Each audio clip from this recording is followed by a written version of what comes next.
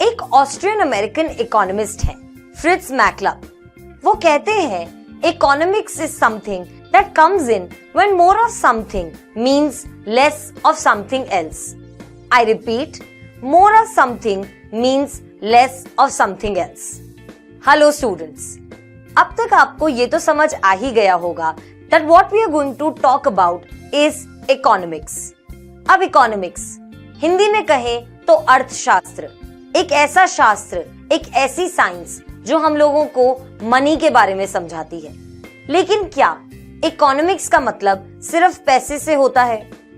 Economics की एक scientific रूप से या फिर एक थोड़े से इलैबोरेट तरीके से डेफिनेशन को समझने की कोशिश करें, so economics is the production, distribution and consumption of goods and services. यानी कि एक स्ट्रक्चर में, एक सिस्टम में किस तरीके से गुड्स और सर्विसेज प्रोड्यूस होते हैं, डिस्ट्रीब्यूट होते हैं और किस तरीके से कंज्यूम होते हैं, ये सारी चीजें हैं इकोनॉमिक्स। ये सारे पॉइंट्स 3 छोटे शब्द लग रहे होंगे, लेकिन जब समझने पर आए तो ये एक इतना इलैबोरेट प्रोसेस है कि आप और मैं शायद 10th क्लास में इसे फिनिश ना कर पाए। इसीलिए हमारी 10th क्लास की जो NCERT है उसका नाम है understanding economic development. There is no hurry, there is no haste, we all embark on this journey together of understanding economic development. अब इकोनॉमिक्स को थोड़ा बहुत तो हमने अभी तक सोच और समझ लिया, लेकिन ये डेवलपमेंट किस चिड़िया का नाम है? डेवलपमेंट का मतलब क्या होता है? इसीलिए इस पूरे कंफ्यूजन को फिनिश करने के लिए हमारा जो फर्स्ट चैप्टर है, जिस चैप्टर को अब हम पढ़ने जा रहे हैं, वो है development. Now what is development? Development एक ऐसा शब्द है जिसके लिए हम सबके पास अपनी अपनी डेफिनेशन होती है। किसी के लिए डेवलपमेंट होता है एक एरोप्लेन में उड़ना, किसी के लिए डेवलपमेंट होता है अपनी खुद की कार डिजाइन कर पाना, और किसी छोटे बच्चे के लिए शायद डेवलपमेंट होगा एक नया स्कूटर लेकर आ जाना।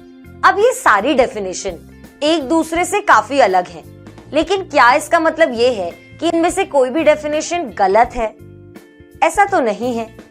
तो इसका मतलब क्या है कि डेवलपमेंट एक ऐसी चीज है जो कि डाइवर्स हो सकती है, डिफरेंट हो सकती है, वेरिएड हो सकती है for different people in different locations in different spaces.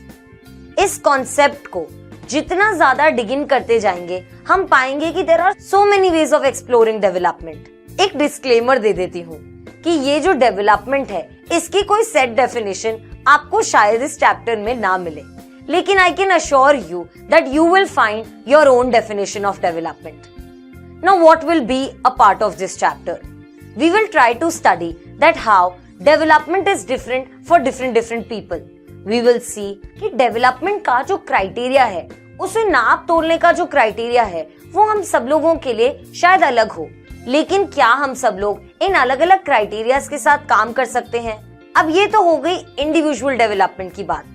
जब हम इसे लिंक करेंगे in this chapter with national development, तो हम देखेंगे कि किस तरह हमारी बोलचाल की भाषा में हम लोग कह देते हैं this is a developed nation, this is an under developed nation, this is a developing nation.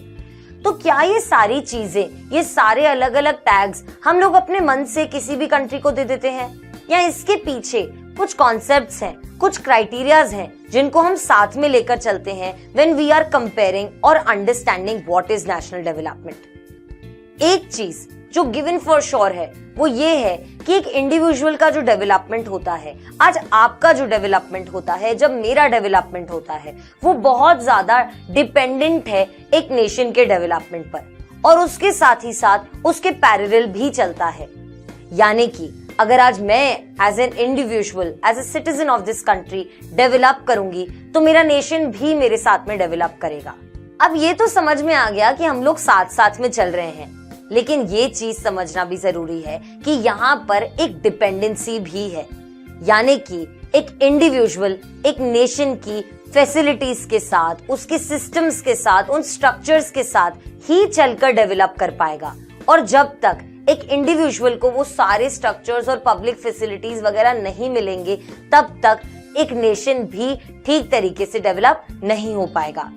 इस कोडिपेंडेंस इंटरडिपेंडेंस के साथ साथ नेशनल डेवलपमेंट, इंडिविजुअल डेवलपमेंट, इनके डिफरेंट तरीके और किस तरह से हम लोग इसको एक्सप्लोर करेंगे, इसके साथ एक जो सबसे ज्यादा इंपॉर्टेंट चीज है जिसके बारे में हम बात करेंगे वो है that resources saved are resources earned. यानी कि जो लिमिटेड रिसोर्सेज हैं जिसके बारे में हम लोग पहले भी एम्फसाइज कर चुके हैं, उनका जब जुडिशियस यूटिलाइजेशन होता है, जब सेविंग के तरीके से हम उसे साथ में लेकर चलते हैं, तो it becomes equal to earning of resources.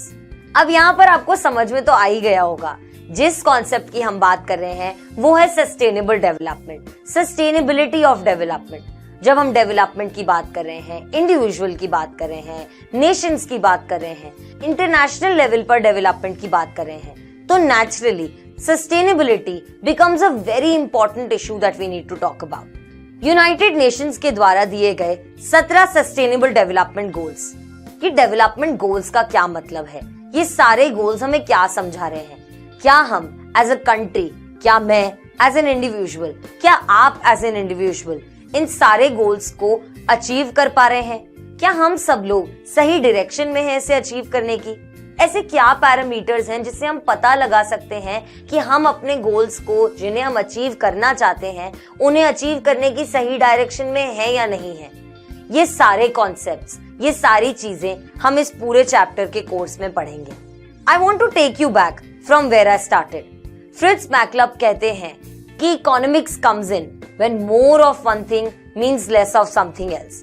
यानी कि अब हम लोगों को सोचना चालू कर देना है, हमें समझना चालू कर देना है कि ऐसी क्या चीजें हैं जो किसी भी इंसान के, आपके और मेरे डेवलपमेंट को इम्पैक्ट करती हैं। और इसके साथ I request you and urge you to begin with this journey of understanding economic development. So let's begin. Thank you.